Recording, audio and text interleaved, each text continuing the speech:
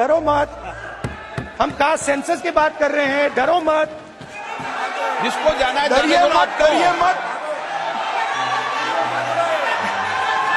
अरे भाई डरो मत। This government does not want to live in a world where marginalized people get substantial representation. You want a parliament which consists of only बड़े लोग।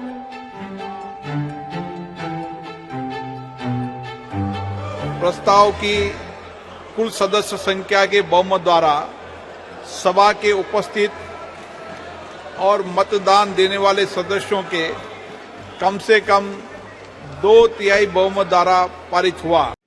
नमस्कार दोस्तों, कभी आपने पीडीसी चेक देखी है?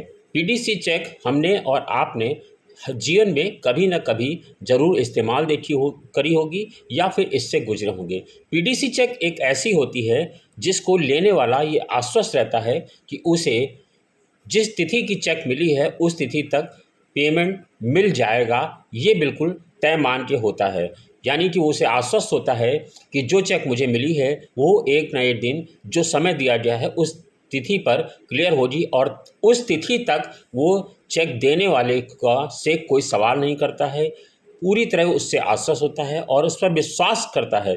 ये मान के चलता है कि ये चेक उसे फला तारीख को क्लियर हो जाएगी। बिल्कुल उसी तर्ज पर महिला आरक्षण बिल पेश किया गया है।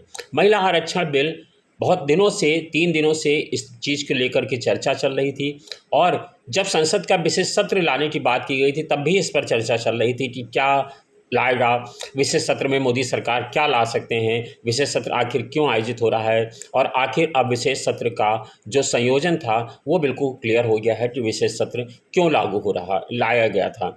विशेष सत्र लाया गया था महिला आरक्षण बिल, जो मोदी सरकार का ऐतिहासिक कदम बताया जा रहा है। और आप सोच रहे होंगे मैं इतने दिनों बाद इस पर चर्चा क्यों कर रहा हूँ। दरअसल मैं देख रहा था कि इस पर शुरू से लेकर आखिर तक किस तरह की राजनीति होती है और अब जब इस मामले का पटाक्षेप हो गया है तो जो निष्कर्ष निकल कर के आया है उसको लेकर के मैं आपके साथ अपनी राय साझा कर रहा हूँ। मोदी सरकार ने एक ऐसी गाजर लटकाई है, एक ऐसा चेक दिखाया है जिसको लेने वाला यानी कि देश की आधी आबादी को ये विश्वास हो गया है कि उसे लोकसभा में प्रतिनिधित्व मिलने वाला है। घर में चूल्हा चक्की करने वाली महिला या घर गृहस्थी से काम करने वाली महिला से लेकर के पायलट तक और युद्ध विमान को उड़ाने वाली महिला जब संसद में अपना प्रतिनिधित्व पाने को आतुर दिखती है तो ऐसे में मोदी सरकार ने उसे अपना वोट बैंक समझ करके इस पर राजनीति तेज की है। उन्होंने एक ऐसा कदम चला जिसको जो विरोध कर रहे थे वो भी उनके साथ में आकर के खड़े हो गए, क्योंकि इस आधी आबादी को कोई नाराज नहीं करना चाहता। अच्छा, सबको पता है कि ये आधी आबादी का जो आरक्षण दिया जा रहा है लोकसभा में वो लागू नहीं होगा फ़िलहाल नहीं होने जा रहा है। तो कौन इस आधी आबादी से बैर ले? तो विरोध करने वाले राष्ट्रीय जनता दल, लालू यादव की पार्टी और बिहार से नीतीश कुमार और एनसीपी, समाजवादी पार्टी सहित आम आदमी पार्टी, ऐसे तमाम बहुजन समाज पार्टी, ऐसे तमाम सारे दल हैं जो कभी इसके समर्थन में नहीं रहे। एक दिलचस्प पहलू बताऊं, आज भले ही उत्तर प्रदेश के मुख्यमंत्री योगी आदित्यनाथ इसकी तारीफ कर रहे हो, लेकिन कभी सांसद रहते हुए उन्होंने एक पत्रिका को दिए गए एक इंटरव्यू में इसका विरोध किया था। तो जो कभी विरोध में खड़े थे आज वो इसके साथ खड़े हो गए हैं और 454 इतने मतों से आज तक संसद में कोई विधेयक नहीं पास हुआ है। जो 454 मत उसको समर्थन मिले हैं, सिर्फ 2 वोट उसके विरोध में पड़े हैं, वो हैं असदुद्दीन ओवैसी के। असदुद्दीन ओवैसी का इस पर अपनी राय है, उनके सांसदों ने इस पर जो है अपनी विरोध किया है और 2 लोगों ने इसके विरोध में वोट डाला है। बाकी पूरी संसद एक साथ एक मंच पर आकर के महिला आरक्षण विधेयक यानी नारी वंदन शक्ति को लेकर के उसके साथ आकर के खड़ी हो गई है। पहले समझते हैं कि इस बिल को लाने के पीछे की राजनीति क्या है। दरअसल पिछले लोकसभा अगर आप देखेंगे कि महिला आबादी कितनी है तो देखेंगे तो मोदी सरकार चूँकि 2024 का चुनाव है, 2024 के चुनाव के पहले सारे कील कांटे दुरुस्त कर लेना चाहती है। एक तरफ राम मंदिर है जिसका जनवरी में लोकार्पण किया जाना है, यानी कि जनता के लिए खुल जाएगा। दूसरा तमाम सारे मुद्दे, योजनाएं तो मोदी सरकार के पास हैं ही हैं, लेकिन ऐसे में जब इंडिया गठबंधन, भले ही इंडिया गठबंधन की शक्ति बटी हुई नज़र आती है, लेकिन जब आप सारी चीज़ों को इकट्ठा कर लेते हैं, यानी कि पूरा इंडिया गठबंधन जिसकी एक एक दो दो वोट की सीटों की हैसियत भी होगी, वो सब अगर एकजुट हो जाते हैं तो ऐसे में विपक्ष एकजुट होकर के खड़ा तो है ही है। इसलिए मोदी सरकार को चुनौती लग रही है। ऐसे में वो सारे कील कांटे दुरुस्त कर लेना चाहते हैं, तो उनके हाथ लगा एक ऐसा विधेयक जिसको लेकर के लंबे समय से राजनीति चल रही थी। आपको बता दें कि ये विधेयक आज से नहीं है, सैकड़ों सालों से इस पर मंथन चल रहा है और कई वर्षों से इस पर राजनीति चल रही है। लेकिन अब फिलहाल मोदी सरकार ने, चूंकि वो प्रचंड बहुमत में है, उसने इसको प्रचंड बहुमत से पास भी करा लिया है। तो ये तो तय है कि इसे पास करा लिया जाएगा, लोकसभा में पास हो गया है, आज राज्यसभा में रखा जाएगा और राज्यसभा से भी ये बिल पास हो जाएगा, क्योंकि सभी दलों ने इसका समर्थन किया है। लेकिन ये लागू नहीं होगा। मोदी सरकार ने साफ कह दिया है कि ये बिल परिसीमन और जातीय जनगणना के बाद लागू होगी। जातीय जनगणना, लंबे समय से देश में जातीय जनगणना की बातचीत चल रही है। मुख्य रूप से बिहार में, उत्तर प्रदेश में, ये दो राज्य ऐसे हैं जहां पर जातीय जनगणना की बात की जा रही है।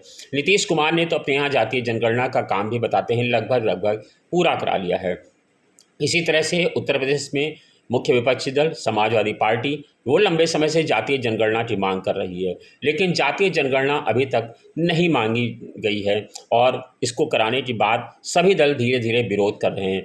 कभी भारतीय जनता पार्टी भी इसका विरोध करती है, कभी कांग्रेस भी इसका विरोध करती है। लेकिन जब महिला आरक्षण बिल यानी नारी वंदन शक्ति विधेयक जब लाया गया है, तो इसको अब सरकार ने कह दिया है कि ये अभी 2024 में लागू नहीं होगा।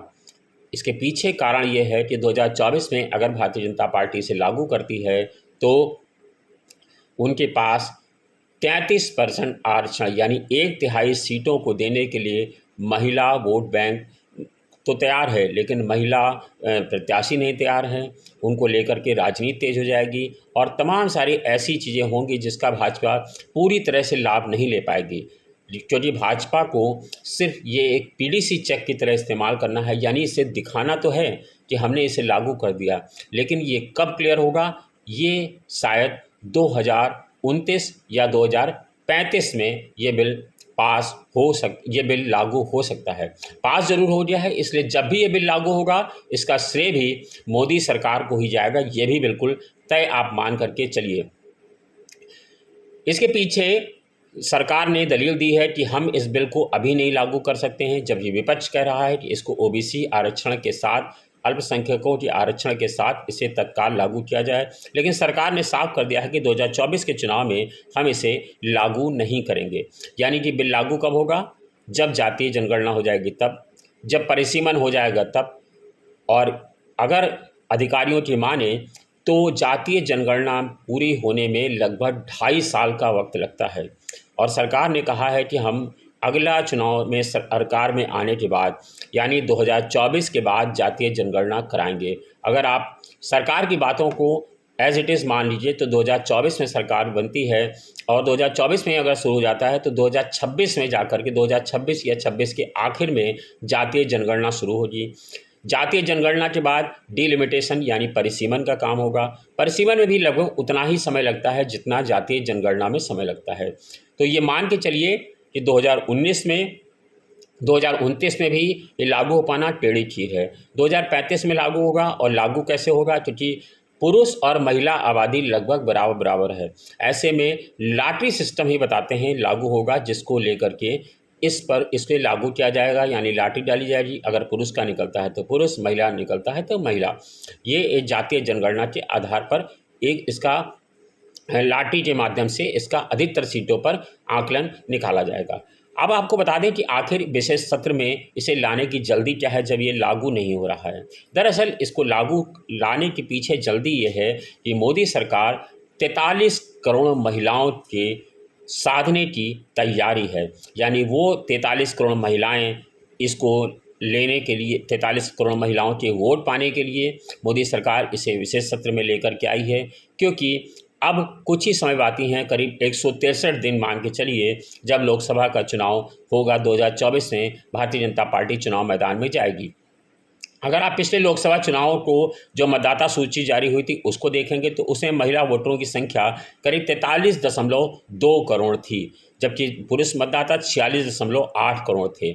17वीं लोकसभा में देखेंगे तो देश भर में करीब 78 महिला सांसद जीतकर संसद में पहुंची थी। संसद में महिलाओं की उपस्थिति 14.36% अभी फिलहाल जब मैं आपसे बात कर रहा हूं तब है। नए संसद भवन के बाद प्रधानमंत्री मोदी ने एक ऐसा दांव चला कि भाजपा 2024 के लोकसभा चुनाव में 43 करोड़ महिलाओं को साधने की तैयारी अब पूरी कर चुकी है। यानी ये वो 43 करोड़ महिलाएं हैं जिसका वोट मोदी सरकार को मिलना अब लगभग तय हो गया है। और विपक्ष भी अब इससे बैर नहीं लेना चाहता है। वो भी चाहता है कि अगर आधी आबादी उससे नाराज़ हो गई तो उसका वोट बैंक कट जाएगा, इसलिए वो भी इनके साथ आकर के खड़ा हो जाए। अब फिलहाल तो 2024 में पता चलेगा कि आधी आबादी किसके साथ खड़ी हुई। लेकिन आपको बता दें कि कांग्रेस ने इसे बताया है कि वो अब उनका बिल है, जबकि सोनिया गांधी कल इमोशनल हो गई। उन्होंने कहा राहुल गांधी का ये सपना था, राजीव गांधी का ये सपना था। राजीव गांधी चाहते थे कि परिसीमन लागू हो, परिसीमन और जातीय जनगणना हम कराना चाहते हैं। राजीव गांधी चाहते थे कि महिलाओं के लिए ये बिल लागू हो, और हमारी सरकार ही ये बिल लेकर के आई थी। तो भाजपा सरकार भी पीछे कहाँ रहने वाली थी। भाजपा सरकार ने भी कहा ये बिल हमारा है। अगर उन्होंने लागू करा लिया था तो 2010 में क्यों नहीं लागू हो गया था, 2010 में लागू करा लेना चाहिए था। इन सब को लेकर के संसद में बहस चल रही थी। आपको बता दें कि जो पिछले लोकसभा चुनाव की आधी आबादी में जनसंख्या है 43.2 करोड़ थी, और 2014 के लोकसभा चुनाव में 62 महिलाओं ने जीत दर्ज की थी, जबकि 2019 में ये मत प्रतिशत बढ़ करके 14 हो गया। कांग्रेस कार्य समिति ने कहा था कि महिला आरक्षण बिल को विधेयक को पारित कराना चाहिए। सबसे पहले राजीव गांधी ने 1989 के दौरान मई में पंचायतों और नगर पालिकाओं के महिलाओं के लिए एक तिहाई आरक्षण संविधान के लिए संविधान संशोधन विधेयक पेश किया था। वो विधेयक लोकसभा में पारित हो गया था और सितंबर 1989 में, लेकिन वो राज्यसभा से पास नहीं हो पाया था। अप्रैल 1993 में तत्कालीन प्रधानमंत्री पीवी नरसिम्हा राव ने पंचायतों और नगर पालिकाओं के लिए महिलाओं के लिए एक तिहाई आरक्षण के लिए संविधान संशोधन विधेयक को फिर से पेश किया। दोनों विधेयक पारित हुए और कानून बने। आज पंचायतों और नगर पालिकाओं में 15 लाख से अधिक निर्वाचित महिला प्रतिनिधि हैं। ये संख्या कहते हैं कि 40% के आसपास है। महिलाओं के लिए संसद और राज्यों की विधानसभा में एक तिहाई आरक्षण के लिए प्रधानमंत्री डॉक्टर मनमोहन सिंह भी संविधान संशोधन विधेयक लाए, लेकिन 9 मार्च 2010 को इसे राज्यसभा में पारित कराया गया, लेकिन लोकसभा में इसे नहीं ले जाया जा सका, इसीलिए इसे लागू नहीं कराया जा सका। अब आज कल अमित शाह ने इसी बात को लेकर के कहा कि जब 2010 में राज्यसभा में पारित हो गया था इसे, तो इसे लोकसभा में क्यों नहीं लेकर के आए। आखिर महिला आरक्षण विधेयक अभी भी जीवित है। कांग्रेस पार्टी पिछले 9 सालों से मांग कर रही इसे लाने के लिए, लेकिन लोकसभा में इसे नहीं लाया गया। आपको बता दें कि मोदी सरकार ने जब इस तरह की जो राजनीति है सबसे पहले शुरू की थी देवेगौड़ा ने। 1996 में पहली बार एचडी देवेगौड़ा सरकार ने लोकसभा में इसे पेश किया था, तो विभिन्न पार्टियों के लोगों ने उनका साथ नहीं दिया था। वो चाहते थे कि ये पूरा हो जाए, लेकिन जो भी रवैया रहा हो पुरुष सांसदों का या अन्य दलों का, लेकिन वो नहीं इसे लागू करा सका। अटल बिहारी वाजपेयी ने फिर इसे अपने समय में पेश किया, लेकिन वो भी पारित नहीं हो सका। उसके बाद डॉक्टर मनमोहन सिंह इसे लेकर के लोकसभा में आए, लेकिन वो भी इसे नहीं पास करा पाया। फिर 2008 में इसे राज्यसभा में रखा गया, फिर इसे स्टैंडिंग कमेटी के पास भेजा गया। 2010 में राज्यसभा से पारित हुआ। इसे पारित कराने में कहते हैं कि सोनिया गांधी की बहुत बड़ी भूमिका थी, लेकिन कांग्रेस अपने गठबंधन के सहयोगियों लालू प्रसाद यादव, मुलायम सिंह के चलते इसे लोकसभा में पारित नहीं करा सकी, क्योंकि सरकार पर खतरा था, इसलिए कांग्रेस सरकार इससे पीछे हट गई।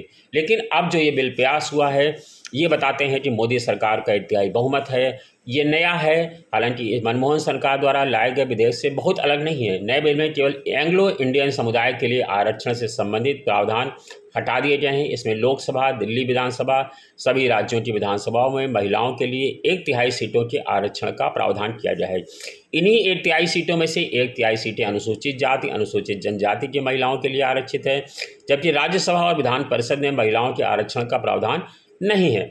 विपक्ष कह रहा है कि इसमें राज्यसभा और विधान परिषद में महिलाओं के आरक्षण के भी प्रावधान को इसमें लागू किया जाए। इसमें ओबीसी महिलाओं के लिए आरक्षण का प्रावधान नहीं है, जिसकी मांग की जा रही थी। हालांकि कांग्रेस अध्यक्ष मल्लिकार्जुन खड़गे ने मांग की है कि ओबीसी महिलाओं के लिए भी इसमें जगह बनाई जानी चाहिए और उसे भी इसमें शामिल करना चाहिए।